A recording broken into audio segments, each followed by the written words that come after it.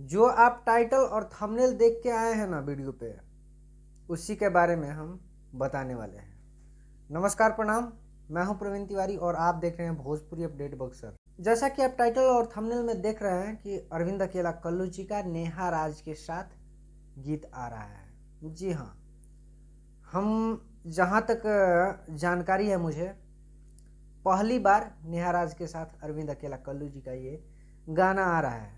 कैसा होगा गाना, फुल डिटेल वीडियो आपको बना के बताएंगे। डबल भइल बा कमर गाने का टाइटल है।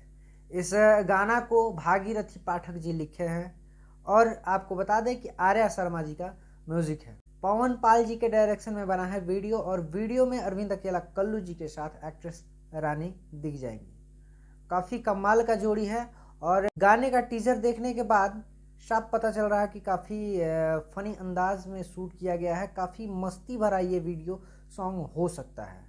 ट्यून्स म्यूजिक से ये गाना कल सुबह में यानी कि 12 नवंबर को सुबह में 6 बजे रिलीज़ किया जाएगा ट्यून्स म्यूजिक पर। तो जो लोग सब्सक्राइब नहीं किए हैं तो ट्यून्स म्यूजिक को सब्सक्राइब कीजिए और कल सुबह का इंतज़ार कीजिए।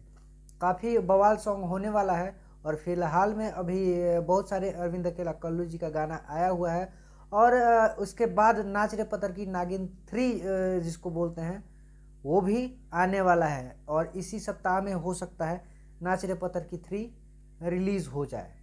तो अपकमिंग सॉन्ग है नाच रे पतर की 3।